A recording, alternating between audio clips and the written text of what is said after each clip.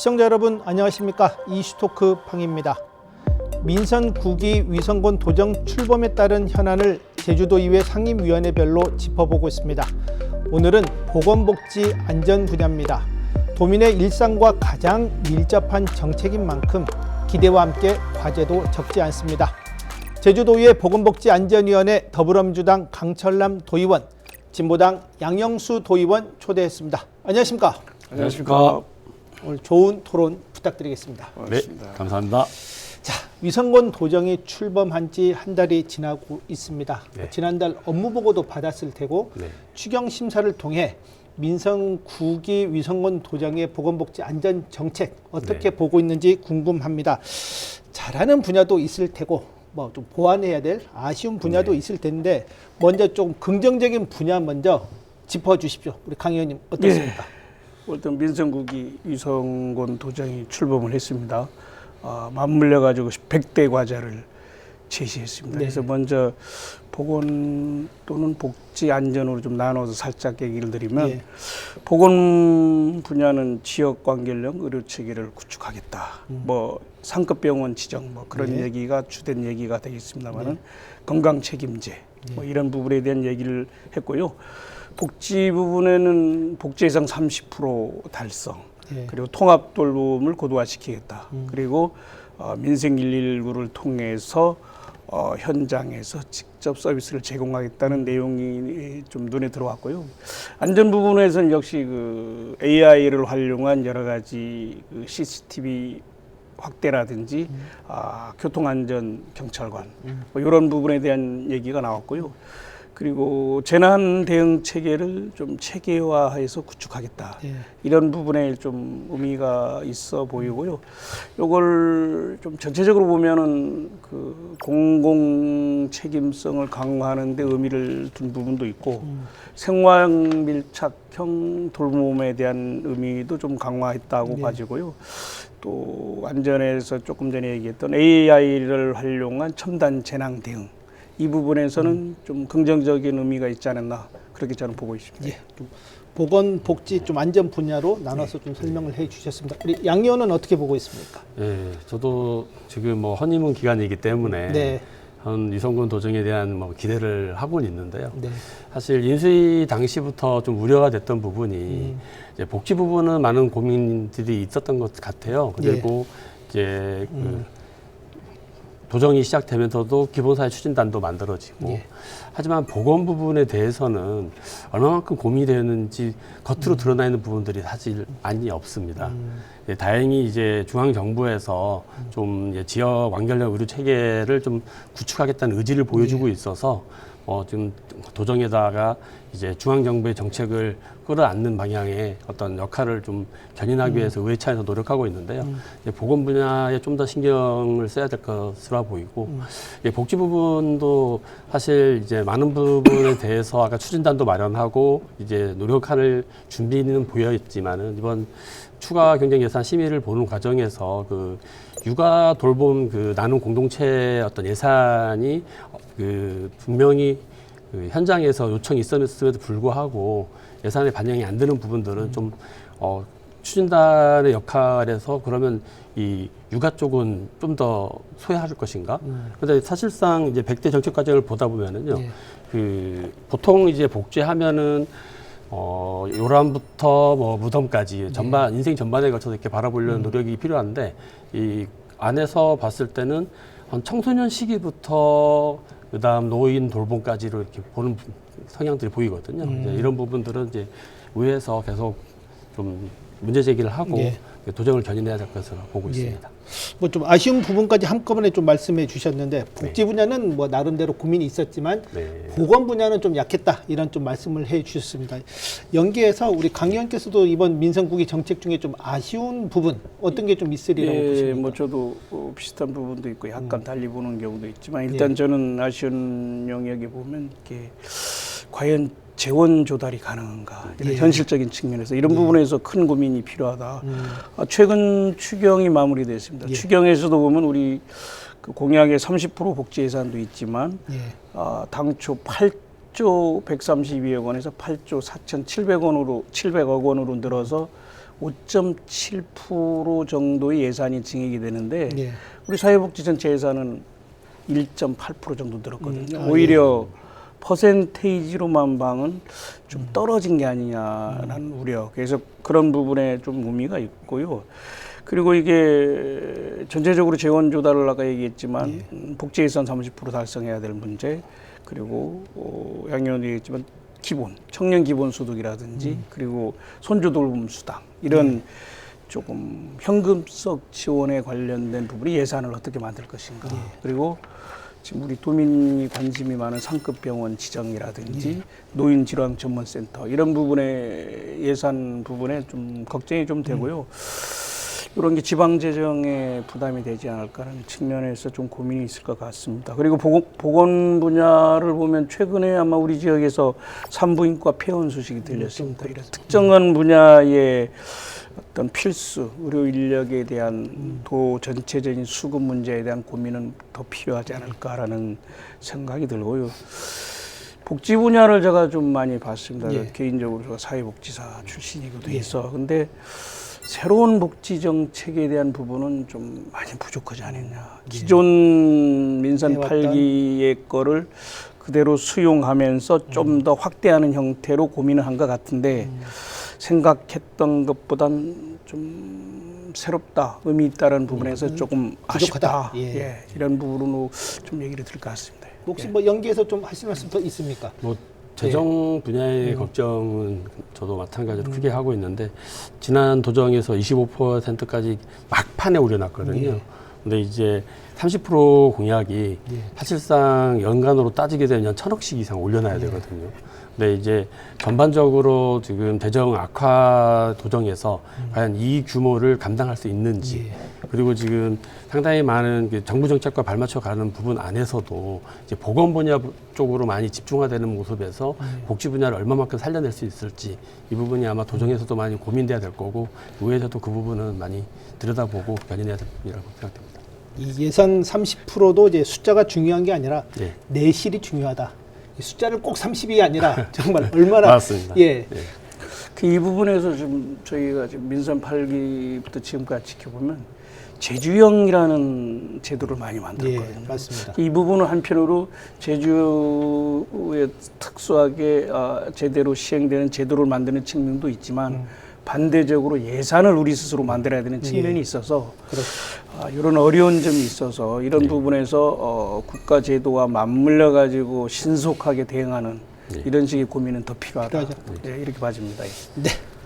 좀 분야별로 좀 토론 이어가 보도록 하겠습니다. 위성본 지사가 조직 개편을 추진하면서 눈에 띄는 것 중에 하나가 기본사회 추진단의 신설입니다. 도민들의 기본적인 삶을 어느 정도 행정에서 책임지겠다라는 좀 의미로 받아들여지고 있는데 앞으로 이 기본적인 삶을 어디까지 행정에서 이제 책임져야 될 것이며 앞으로 또 구체적으로 어떤 식으로 전개해야 될까에 대해서는 과제가 되지 않을까 싶습니다. 이 정책 어떻게 보고 있습니까? 물론 그 100대 과제에서 충분히 나와 있습니다. 아주 크게 달라진 측면이 기본 영역입니다. 우리 뭐 7개 영역으로 구분해서 얘기하는데 뭐 소득, 노동, 돌봄, 의료, 주거, 교통, 문화 이렇게 7대 영역인데 요거를 전체적으로 도민 누구나 기본적인 삶을 누려야 된다. 그리고 이 측면에서 인프라가 집중된 돈 지역에 관계없이 제주도 전 주민에게 골고루 서비스가 제공돼야 한다는 측면에서 대단히 의미가 있다라고 봐지고 그리고 발빠르게 기본사회 추진단을 신설해서 이번에 뭐 의회 승인도 됐습니다만 그런 부분 그리고 이제 위원회도 만들어서 심의를 해야 되는 과정까지 왔는데 이게 성공을 하려면 이게 제반 사항을 발빠르게 준비를 해야 되거든요. 아까 조금 전에 추진단 같은 경우는 그리고 7대 영역은 다 나누어져 있습니다. 조직에. 이거를 아우를 수 있게 추진단을 만들어졌는데 이게 과연 내부적으로 잘 아우를 수 있는가 잘 할 수 있겠느냐. 뭐 지금 도의 TF단이 만들어서 그런 한계를 우리가 항상 봐왔지 않습니까? 이런 부분에서는 고민이 좀 필요할 것 같고요. 일단 그래도 장점으로 보면 어떤 통합적인 삶의 질 향상을 주도할 수 있어요. 대주도 전역이라는 측면에서 그리고 지역 간 불균형은 분명히 해소될 가능성은 있다. 그리고 지역 화폐로 뭐 기본소득을 이렇게 연계하니까 선순환적인 지역 경제 이 향상 측면은 분명히 의미가 있고 가능성이 있어 보이지만 네. 이게 우리가 이 부분에서 재원 문제가 그렇죠. 다시 거론할 수밖에 없습니다. 이 기본소득이라는 측면에서 재원이 상당히 중요한 측면도 있고 뭐 이게 저희가 추경을 했지만 지금 다 끌어모아서 할 측면이고 지금 경기도에서는 지금 뭐 돈이 없다라고 네. 발표할 정도인데 이런 부분에서 큰 고민이 되고요. 그리고 아까 조금 전에 이제 행정 칸막이를 어떻게 이렇게 잘 이렇게 극복을 할 것인가 예. 이런 측면 그리고 이게 보편적 지원에 또 소외된 지역이 소외된 영역이 있을 수 있는 이런 부분에서 어떤 형평성 부분 그리고 이중이나 삼중 낭비적인 효소가 있지 않을까 하는 측면 이런 부분에서 비판에 직면할 수 있지만 이거를 좀 잘 체계화해서 위성군 도정의 어떤 의미 있는 도정의 하나로서 제대로 출발을 했으면 저희도 하는 그런 기대를 갖고 있습니다. 네. 어떻습니까? 우려와 기대를 다 얘기해 주셔가지고요. 예. 사실 저는 추진단의 구성이 그런 우려를 좀 더 내려놓기 위한 좀 그렇죠. 우려를 좀 덜어놓기 위한 어떤 원 구성이라고 보고요. 사실상 걱정되는 부분은 이제 칸막이 행정에 대한 걱정인데 사실 이것이 이제 수면 위로 올라오고 도민에게 효과로 다가가려면은 그 추진단의 어떤 그 리더십이 굉장히 중요하다고 봅니다. 특히나 이제 이 새로운 공동체가 아니라 제주가 갖고 있던 공동체를 극대화시키는 역할이거든요. 그러려면은 뭐 이동권에 대한 보장, 그리고 건강에 대한 보장, 그다음 돌봄 영역의 확대 이런 부분들은 상당히 이제 제주가 가야 될 이제 방향 중에 가장 큰 방향들이라고 보고 있고요. 거기에 있어서 이제 주거부까지도 이제 사회복지의 근원을 갖고 온 거는 되게 의미 있다고 보고 있습니다. 그래서 그 도민적인 기대에 반드시 이제 부응할 수 있도록 책임감 있는 모습을 보였으면 좋겠습니다. 이 기본 사회의 지원 대상을 이제 어디까지로 이제 봐야 할 것이냐, 제주도민 전체를 적용할 것이냐, 예를 들면 취약계층으로 한정할 것이냐에 대한 좀 선택도 있을 것 같습니다. 이 부분은 좀 어떻게 보십니까? 기본소득이라는 의미를 예. 둔 이상은 전체 도민이 다 해당이 되어 있습니다. 그래서 자기에게 가장 알맞는 가장 필요한 그 어떤 서비스를 받는 거기 때문에 예. 기본적인 거는 보편적인 영역의 의미로 보시면 되겠고요. 우리 도민들이 생각하는 단순한 사회복지 서비스보다는 아주 높은 개념이다라고 이해하시면 좋을 것 같고요. 그런 측면에서 상당히 의미는 있습니다. 그런데 여러 가지 현실적인 측면에서 고민도 더 많이 필요하다 그렇게 봐집니다. 뭐 같은 의견이십니까? 네, 제주에는 또 이화를 뒷받침하는 좋은 조례들이 있거든요. 예를 들어서는 여성 청소년 그 생리용품 지원에 관한 조례가 있는데 네. 그 조례 자체는 보편적인 지원 조례임에도 불구하고 아직까지도 특정에 한정돼서 지금 지원이 되고 있는 거죠. 특히나 굉장히 민감한 시기에 여성 청소년이지 않습니까? 근데 누구는 주고 누구는 안 받는 거에 대한 못 받는 거에 대한 이것이 어떻게 보여질지 아니면 그 숨길 수밖에 없는 상황까지도 내몰리거든요. 그래서 보니까 이용률이 상당히 떨어지고 있는 모습도 보였었고요. 근데 이제 보편적으로 누구나 함께 한다면은 그런 부분들이 그 조례의 취지와 도민에게 다가가는 느낌까지도 감당할 수 있기 때문에 이제 보편성을 갖겠다는 그 기본에 대한 부분을 굉장히 충실해야 된다고 생각합니다. 네. 제주의 가장 큰 문제 가운데 하나가 의료 인프라 부족입니다. 뭐 응급 의료, 필수 의료 공백이 반복되고 있습니다. 이 문제 좀 해결할 수 있는 방안 어떤 게 있을까요? 사실 응급의료, 중증의료와 관련된 부분들은 도내에서 늘 걱정했었고 지난 도정에서도 뭐 원탁회의부터 그렇죠. 현황을 찾는 데까지는 이제 노력을 많이 기울였는데 현실화해서 이걸 대응하는 데까지는 못 왔었거든요. 근데 다행히 이제 이 정부에서 그 국정과제로 이제 제주대학교 병원 상급종합병원 격상이라든가 지난 7월 22일 이제 지역 필수 의료와 관련해서 이제 공공의료 강화 추진 전략이 별도로 정책이 이제 발표가 되어지는 부분은 정부 또한 이 지역에서의 지역 왕대 의료 체계 구축을 굉장히 큰 관심사로 두고 있다라는 거를 보여주고 있고요. 이 안에 정말 들여다볼 수 있는 것이 지역 특별 그 회계를 별도로 만들고 그리고 지역 수가를 지원하겠다는 거거든요. 지역 수가 지원에 4천억 그리고 지역 특별 회계에 1조 2천억에 대한 예산을 지원하겠다는 거는 분명히 재정을 뒷받침한 지역의 어떤 의료 체계를 바꾸겠다는 거라고 보고 있습니다. 그래서 그 슬로건도 보면은 뭐 골든타임 내 수준 높은 진료를 지역에서 하겠다는 모습을 보여줬고 의지를 그 5극 3특을 중심으로 그래서 여기에 3특에 제주도가 포함되지 않습니까? 그러니까 제주도가 하나의 대진료권으로서 역할을 할 수 있도록 정부가 재정적, 그다음에 행정적 지원하겠다는 이 상황에서 이 도가 그러면 어떻게 할 것인가가 저는 필요하다고 봅니다. 이 도가 지금 현재의 제주 의료 체계에 대해서 정확히 그 분석하고 잘 진단하고 있고 제주에 맞는 재정적, 정책적 지원을 오히려 정부에다 요청함으로써 그 재정적, 정책적, 행정적 지원이 제주에 맞게끔 지원될 수 있도록 그런 그 도의 어떤 노력이 지금 당장 필요하다고 봅니다. 이 부분 어떻게 보십니까? 예, 뭐 양수 의원이 뭐 아주 자세하게 잘 설명해 드렸습니다만 우리 지역의 큰 숙제이기도 합니다. 이제 1차, 2차, 3차 의료기관을 차별 있게 이용할 수 있는 지역 관계형 의료체계 만드는 게 상당히 중요하죠. 그리고 최근에 우리가 중증 질환과 관련된 시스템 대응 그리고 응급질환 지금 뭐 우리 지역에 1개 병원에서 2개 병원으로는 늘어났습니다. 그리고 조금 더 고민과 우리 역할이 필요한 상급 병원 지정 문제 이런 것까지 연결이 되면 우리 지역에 그래도 의료 서비스라는 측면에서 좀 의미가 있어 보이고요.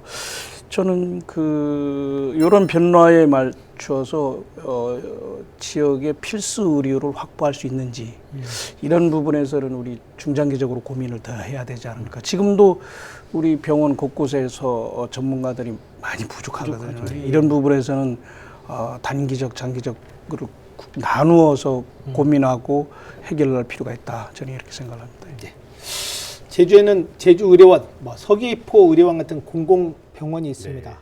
하지만 적자가 만만치 않습니다. 이 적자는 차치하고서라도 제주도민들에게 질 높은 의료 서비스를 제공하고 있느냐에 대해서는 논란도 많습니다. 이 부분 어떻게 보고 있습니까? 강 의원 먼저 한 말씀 할까요?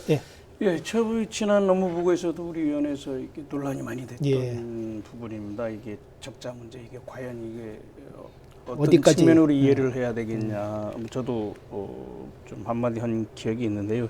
이 민간 영역에서 담당하기 어려운, 그러니까 필수 의료, 응급 의료, 그리고 취약계층에 대한 진료, 이런 지역의 지역 주민의 의료 안정을 위한 공공성에 대한 영역에서는 대단한 의미가 있다.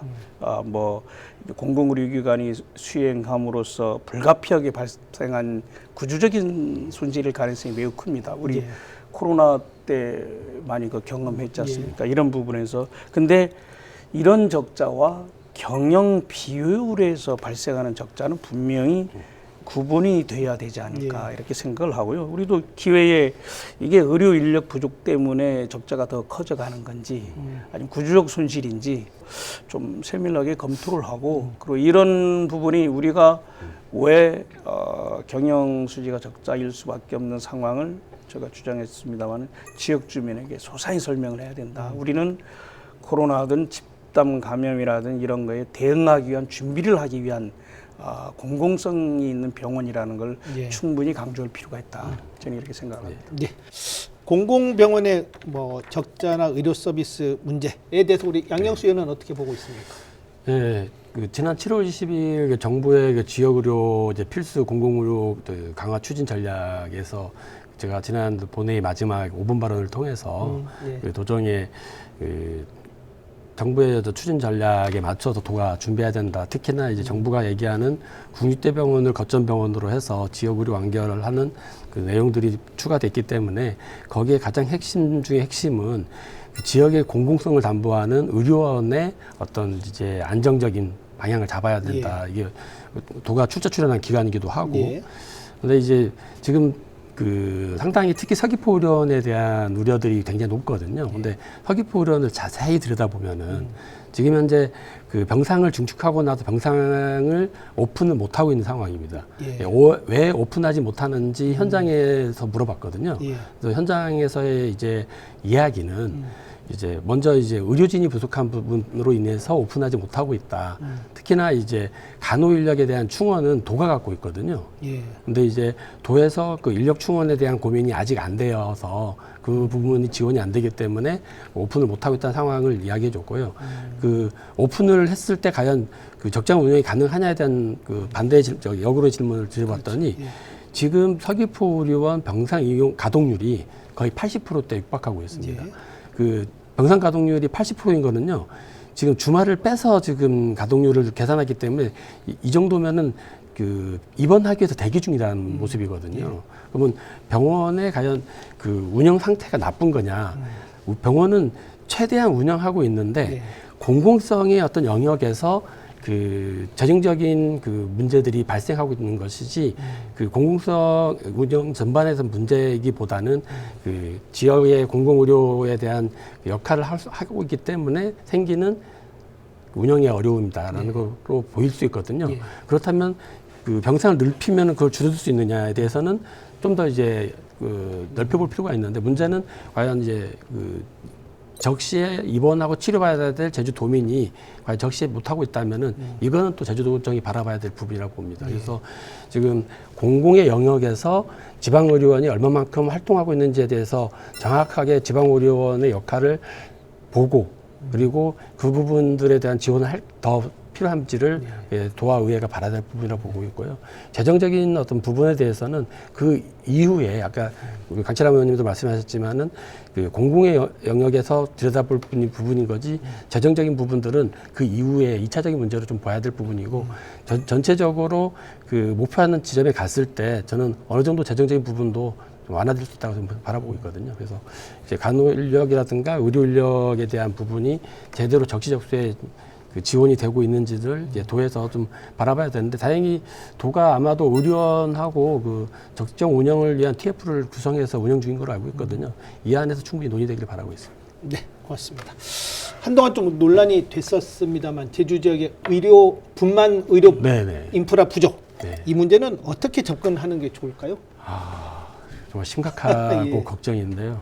그래서 차나도 지금 이제 고위험 분만 환자분, 산모분님께서 이제 위험한 헬기로 또 육지부로 이송되는 모습을 보면서 너무 안타깝고 그런데 사실 예전에 보면은 종합병원마다 신생아 중환자실이 다 배치되어 있었거든요.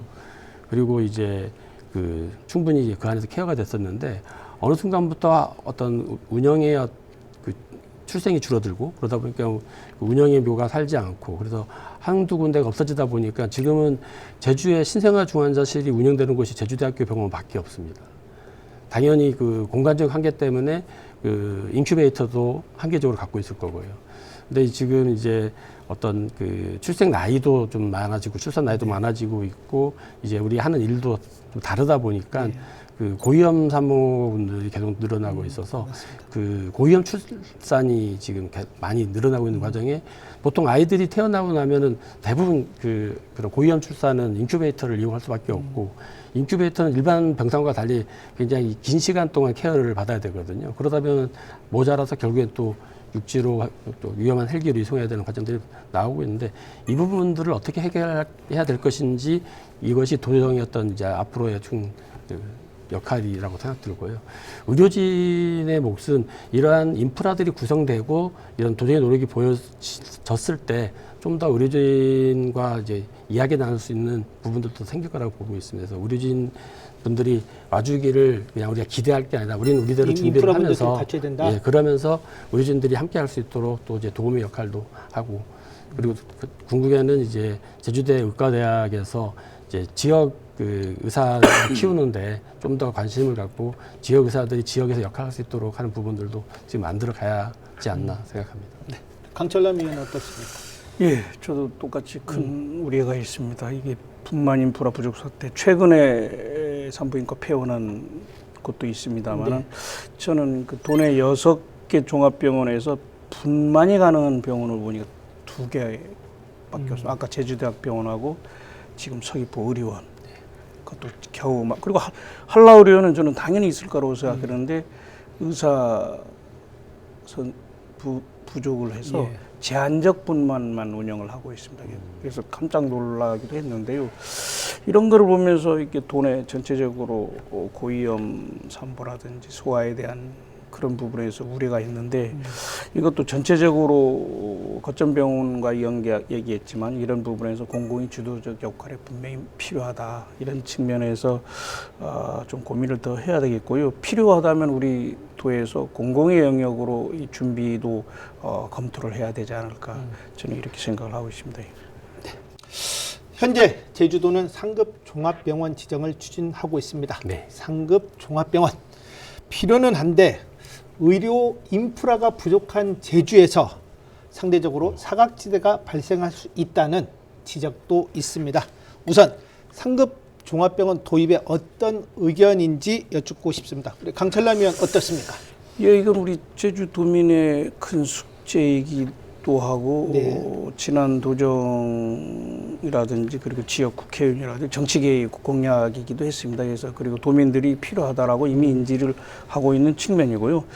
섬이라는 특수성상 아주 이 중증 환자가 육지부 로 옮길 때 여러 가지 불편함 그렇습니다. 그리고 위험성 이런 거에 대한 대비를 하는 부분에서 상당히 필요하다라는 한 측면인데요.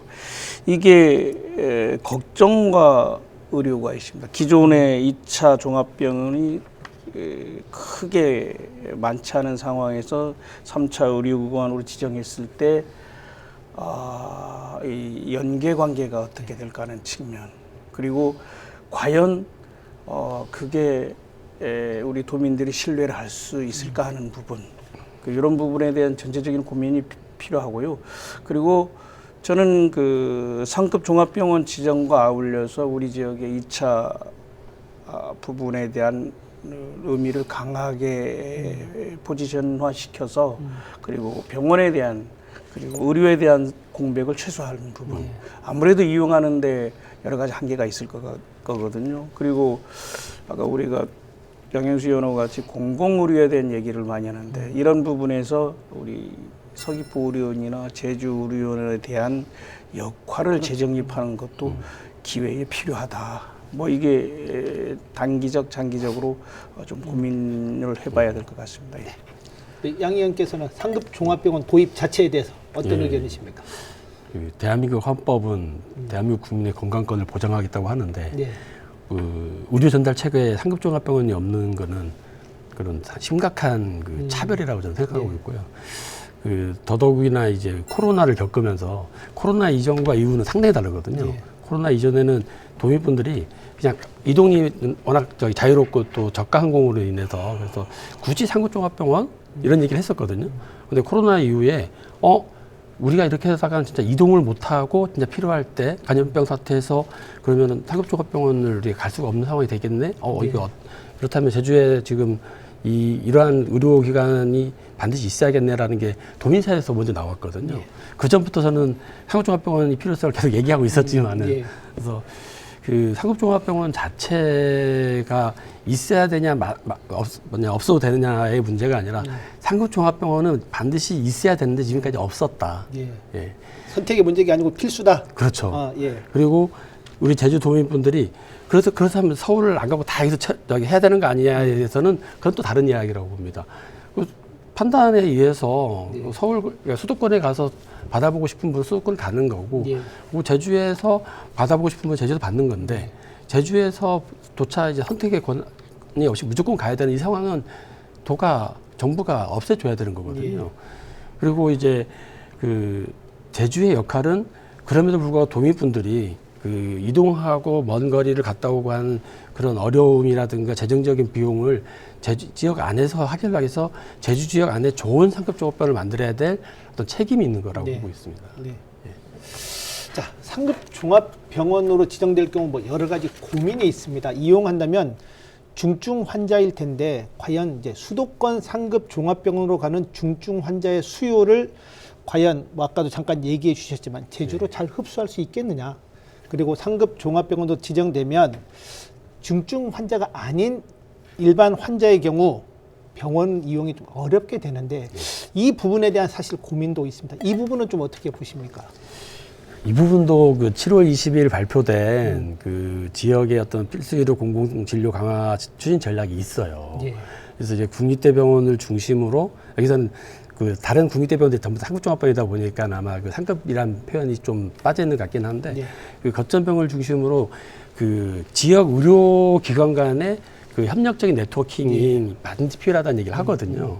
그래서 그 사실 그 예를 들어서 지금 정부의 뭐 지금 정책 저기 가는 방향으로만 같이 얘기 드리면은 제주대학교 병원 지금도 예약하기 굉장히 힘듭니다. 어렵죠. 지금 기존에 다니시는 분들이 있기 때문에 그런 거거든요. 근데 상급종합병원이 되게 되면은 기존에 다니시는 부분들에 대해서 그 지금 급하지 않은 분들은 전부 다 다른 의료기관으로 협력 의료기관으로 다시 이송을 보내드려야 되거든요. 그러면 그 공간에 지금 급하신 분들, 중증 환자분들이 제주도민들이 와서 진료를 받을 수 있는 공간이 생기는 거라서 저는 오히려 상급종합병원이 제주에 만들어졌을 때 좀 더 그 제주도민 분들이 접근성이 좋아진다. 얼마 전에 그 우리 강철 의원님하고 같이 갔었던 그 AI를 통한 그 응급 이송 과정 안에서 그 심혈관계 환자분들에 대해서 그 센싱을 하고 나서 그 심전도 개측하지 않습니까? 그걸 하고 나서 이분들을 권역으로 갈 것인지 권역이 아닌 곳으로 갈 것인지 판단을 빨리 해줬거든요.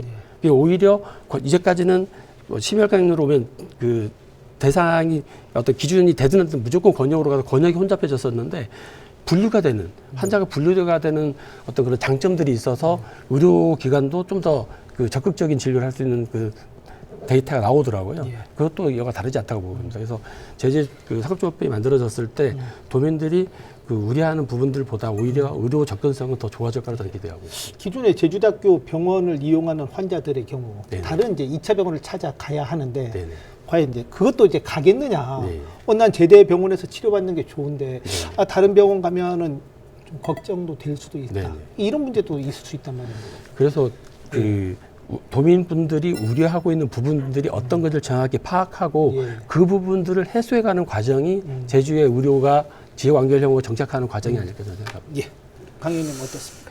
지금 얘기했듯이 아마 초기에는 좀 혼란스러울 혼란, 것이다. 정착하기까지 조금 시간은 필요로 하다라고 해서 도저히 끝까지 노력을 해야 될 측면이 있고요. 이 상급종합병원이 지정이 돼야 이제 겨우 1차 동네의원, 2차 종합병원, 3차 상급종합병원 이게 그나마 체계가 만들어지는 거거든요. 이게 정착화하려면 시간이 필요하다라고 하는 측면.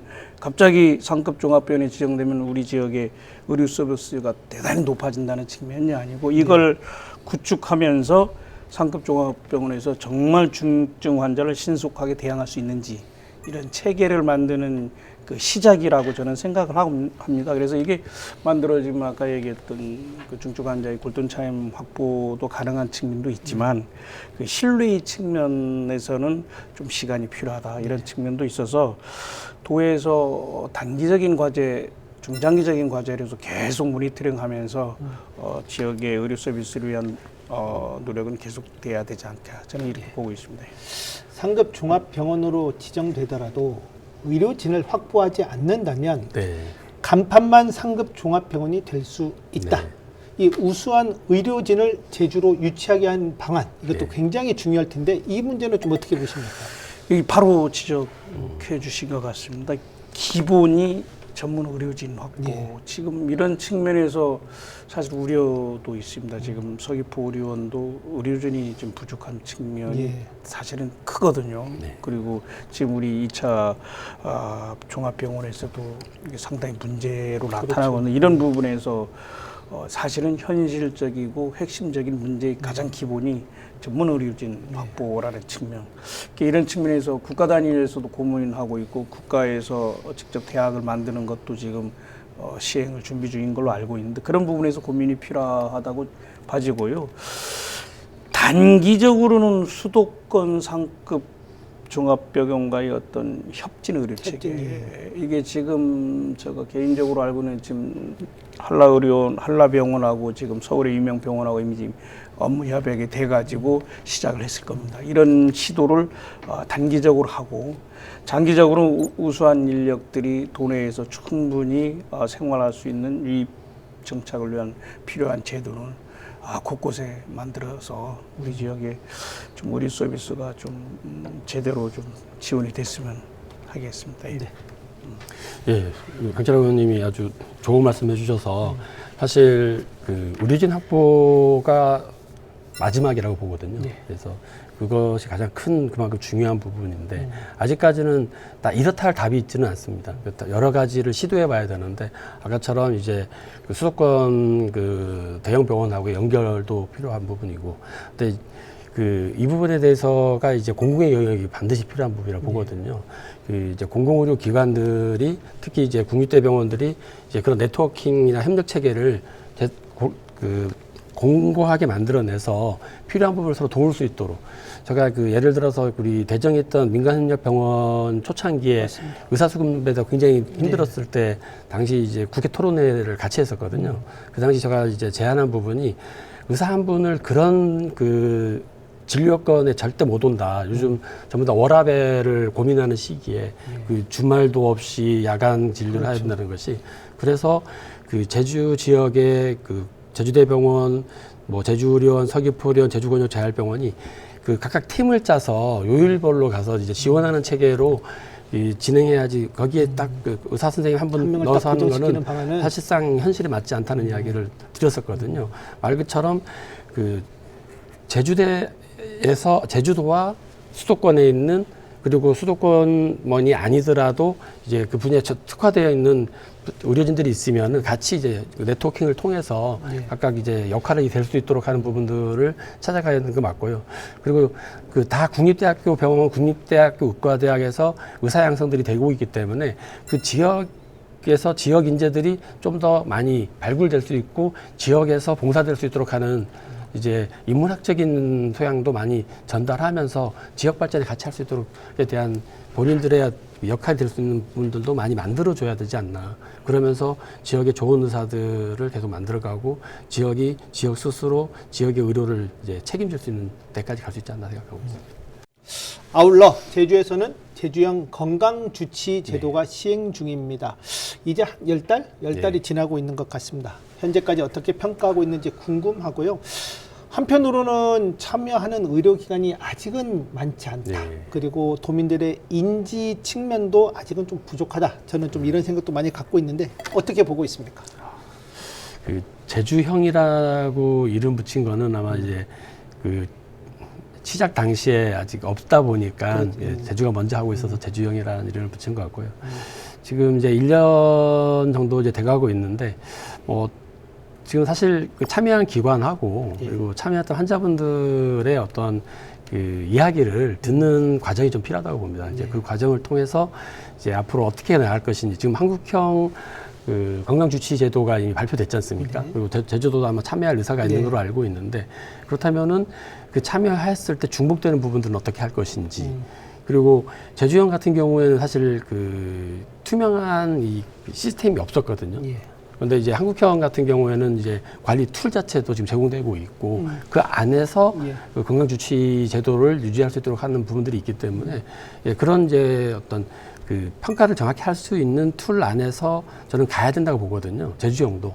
그래서 이제 그 제주형의 어떤 그 중복되지 않은 부분에서 제주형의 가치가 있다면 장점은 살리되 저는 중앙정부랑 같이 발맞춰 갔을 때 뭐 재원 확보에 대한 부분도 있고 그리고 이제 좀 더 이제 그 전체적인 그 흐름이라든가 그리고 그 도민들의 어떤 그 건강 데이터를 그 객관적으로 관리해 줄 수 있는 툴을 이제 정부가 제공하는 부분이 있기 때문에 지금 제주형 그 건강자치 출발은 아주 좋았다.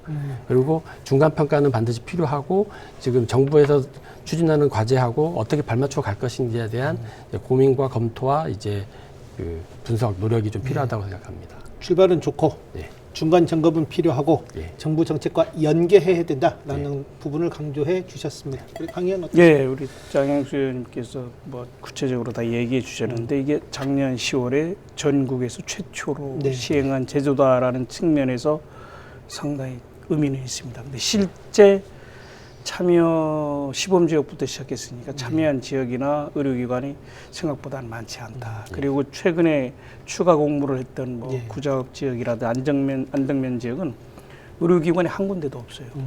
그 실제 보면은 소규모 병원에서 이거 하기 위한 행정 업무라든지 이거를 지원하기 위한 인력 자체가 더 필요하죠. 그래서 이런 부분에서 참 문제가 있을 가능성이 매우 크고요. 그리고 이게 도민들이 잘 모르는 경우가 많아요. 특정한 지역에서만 하기 때문에 우리 제주시 같은 경우는 뭐 애월, 뭐 우리 삼도동, 그리고 뭐 성산, 대정 이렇게 좀 하기 때문에 이런 측면에서 인재도 부족도 이제 우리가 좀 고민해야 할 분명히 있다라는 측면도 있고요. 조금 전에 얘기했던 국가 차원이 주치 사업이 더 크게 되고 이거는 행정의 부담을 좀 정부 시스템 내에 대응이 되기 때문에 연계가 가능해서 이런 부분에서 어떻게 국가 사업하고 연결시킬 거냐 하는 또 다른 문제가 생길 수 있어서 이런 부분에서 우리 제주도의 고민이 더 필요하다고 느껴집니다. 앞으로 좀 개선책, 좀 이런 거 조금 더 했으면 좋겠다. 뭐 그런 좀 의견도 있을까요? 통합돼야 되겠죠. 예. 국가에서 시행하는 거, 우리 도에서 시행하는 거의 장점만 통합해서 이 통합정보 플랫폼이 돼야 되지. 어느 기관에선 개인적인 의료 정보가 제공이 됐고 어느 의료기관은 모르고 가면 안 되고 이게 통합돼야죠. 우리 과거에서 뭐 하나 찍어도 병원끼리 연계가 안 됐지 않습니까? 지금 다 되지 않습니까? 근데 이게 제주형 주치에 담당하는 병원은 되고 국가에서 지정한 병원은 안 되고 안 되겠죠. 이런 부분의 연계, 통합 플랫폼 구축 이런 부분에도 더 제주도의 고민이 필요하다라고 봤습니다. 뭐 개선책에 대한 의견 있습니까? 지금 그 통합이라는 표현이 보기에는 아주 좋지만은 또 상당히 기술적인 부분 있고 또 이제 개인정보를 내놔야 되는 도민 입장에서 좀 버거운 부분도 없잖아 있기 때문에 그런 부분들은 앞으로 또 해결해야 될 과제일 거라고 봅니다. 예. 자, 민선 8기에서 대표적으로 내놓은 복지 정책 중 하나가 제주 가치 돌봄입니다. 위성군 지사도 후보 시절 이 정책만큼은 긍정적으로 평가한 바가 있는데 민선 9기에도 이 정책 이어가야 한다고 보시는지 의견 좀 듣고 싶습니다. 양경수 의원 어떻습니까? 돌봄은 이제 앞으로 굉장히 중요한 부분이고 아까처럼 이제 요람에서 무덤까지 네. 그 전생의 돌봄으로 촘촘히 살펴야 되는 부분인데 그럼에도 지금 그 통합가치 돌봄을 자세히 들여다보면은 주말이나 야간 돌봄은 지금 현재 사실상 안 되고 있다고 봐도 과언이 아닙니다. 그래서 그럼 돌봄이 주말에 없는 거냐, 야간에 없는 거냐 하시면 그렇지 않거든요. 이런 이제 공백 부분을 어떻게 그 돌봄의 영역으로 끌어안아갈 것에 대한 이번 도정의 고민이 반드시 필요하다고 봅니다. 이 고민이 되었을 때 뭐 제주같이 뭐 통합돌봄 플러스에 대한 그 전 정부의 현 도정의 어떤 의지를 보여주는 거라고 보고요. 그래서 촘촘한 돌봄, 주말, 야간 공백 없는 돌봄이 필요하다고 생각합니다. 주말 야간까지? 예. 어떻습니까? 예, 조금 전에 얘기했듯이 제주가치 통합 돌봄 분명히 민선 8기 복지 정책 중에 가장 큰 의미 있는 성과 중에 하나가 맞을 거로 보입니다. 근데 지금 유성근 도정이 출발한 이후에 100대 과제를 통해서 보니까 플러스라는 표현을 더 쓰고 있습니다. 제주형 통합 돌봄, 제주 가치 돌봄 플러스 구축하겠다. 그러니까 이 제도가 국가 차원에서 우수 시책으로도 뽑힌 적이 있거든요. 이런 부분의 의미를 받아들여서 더 확대하고 더 강화하겠다는 의미로 받아들여지는데 이거 하나하나 필요한 사업이긴 한데 이게 좀 나열된 측면, 과거 사업을 좀 나열하고 더 이렇게 한 측면이 있는데 이게 좀 고도화돼야 되지 않겠냐 하는 부분, 그리고 이렇게 뭐 굳이 차별성을 갖고 있지 않지만 질적으로 좀 높아야 되고 대응하는 복지 서비스의 그 여러 가지 이용 내역이 좀 확대돼야 되겠다. 지금 현재 한 2만 명이 넘었다고 합니다. 예. 이게 이용자가? 대상자가 그 23년 10월에 시작된 이후에 상당히 많이 되는데 이런 부분에서 그리고 읍면동 단위로 이게 과연 이게 인프라 격차가 해소가 되고 있는지 측면도 좀 고민을 해야 되겠고 이런 측면에서 좀 더 고민하면 민생국에서 주장하는 제주같이 돌보면서 플러스가 되지 않을까라고 하는데 저는 이 부분에서 아까 양현수 의원 얘기했지만 뭐 이렇게 주간, 야간 그리고 이런 한계가 없는 곳까지에 대한 고민, 예산과 인력이 측면이 가장 크겠죠. 이런 부분에서 도정이 어떤 의미를 갖고 예산을 투입할 것인가. 아까 우리 처음에 예산이 오히려 복지 영역의 예산이 좀 오히려 줄어들지 않느냐라고 이제 걱정을 하고 있는데 이런 부분에서 도저히 더 큰 고민이 필요하다고 느껴집니다. 사실 저는 그 예산 부분에 대해서 뭐 사실 상당히 저는 고민하고 타이트하고 실질적으로 도민에게 필요한 부분 먼저 가야 된다고 보거든요. 뭐 지금 도정에서는 이제 그런 부분에 대해서도 이번 추경에도 의지를 보여줬다고 보고 있고요. 그래서 저는 특히 복지 분야에 어떤 그 사각지대가 없도록 노력하는 모습은 예산에서부터가 저는 실질적으로 의지가 있다 없다를 판단할 수 있는 기준이 될 것 같습니다. 예산 편성할 때 보면 항상 보건복지를 뒤로 후순위로 밀리더라고요. 자, 보건복지안전위원회 하면 사실 제주 도민들의 삶과 가장 밀접한 상임위원회입니다. 두 의원께서 생각하시는 뭐 보건, 뭐 복지, 뭐 안전, 뭐 여러 방면에서 우리가 좀 도입해야 할 정책, 제도 개선 이런 게 좀 필요하다라는 게 있으면 좀 의견을 주십시오. 우리 강 의원 먼저 한 말씀 해주시죠. 예, 뭐 지금 도에서 뭐 이런 부분에서 여러 가지 고민도 하고 있고 국가 정책에 발맞춰서 하는 측면도 있습니다만은 저희가 현장에서 볼 때는 특정 계층이나 단체에 치우치는 측면이 아니고 또는 지나치게 시혜성이나 단발성 지원이 아니고 포괄적으로 보편적인 부분의 지원 체계를 좀 넓혀갈 필요가 점점 있다라고 측면도 있고요. 그리고 그런 보편적 복지라는 측면에서 소외될 수 있는 그 계층이 있거든요. 뭐 예를 들어서 장애인인 경우는 고령 장애인. 그리고 또 소수 장애인이라고 하는 부분도 있습니다. 예를 들어서 뇌전증, 간호흡기라든지 몇 명이 안 되지만 장애를 갖고 있는 부분에 대한 그 측면에도 분명히 잊지 말고 정책화돼야 되겠고 물론 학교 밖 청소년과 여러 가지 청소년 정책 중에 학교를 이탈할 청소년에 대한 서비스 제공 이런 측면에서 대표적으로 고민을 좀 해야 될 거고요. 그리고 뭐 저 개인적이나 도정이나 우리 의정이나 이런 좀 소외되고 더 어둡고 뭐 이런 것을 밝히고 찾아내는 게 우리 정치의 의무의 하나가 아니겠나 생각이 들고요. 뭐 아무튼 실질적으로 우리 도민의 삶이 조금이라도 변화되고 나아질 수 있도록 우리가 노력을 더 해야 되지 않을까 저는 이렇게 생각을 합니다. 네, 양 의원 어떻습니까? 네, 그 국가 정책에 발맞추어 갔을 때 물론 이제 국가 정책이 바른 방향으로 좋은 방향으로 갔을 때를 얘기하는 겁니다. 그때 우리 제주의 어떤 부족한 예산들을 국비를 통해서 어느 정도 지원받을 수 있는 거기 때문에 지금 저는 정부의 어떤 정책이라든가 뭐 상급종합반에 대한 국정과제라든가 그리고 지역의 필수의료를 공공의료로 강화하겠다는 이제 정책 추진은 굉장히 좀 방향성이라든가 맞다고 보거든요. 그런 거에 도가 적극적으로 나서는 모습이 좀 필요하다고 보고요. 구체적으로 하나를 좀 예를 들면은 지난 그 행정사무감사에서 제주시장님에게도 건의드렸던 부분인데 그 치매 어르신 가족 돌봄과 관련해서 지금 저희들이 갖고 있는 이제 그 조례에 근거하더라도 이제 이분들을 단기간 돌봄을 해줘야 되거든요. 근데 이제 예산이 없기 때문에 단기간 돌봄을 못 해줘요. 그러면은 치매 가족, 지금 탈시설해서 가족에서 뭔가 돌봄을 하자라는 분위기가 사회 전반으로 지금 퍼져나가고 있는데 그 가족분들이 돌보다가 가족이 아플 수 있거든요. 그럼 이 어르신 어떻게 할 겁니까? 돌봄을 하다가 뭔가 일이 있어서 육지를 며칠 갔다 와야 돼요. 근데 이분을 돌볼 분이 없기 때문에 아무런 일을 못하게 되고 매이게 되거든요.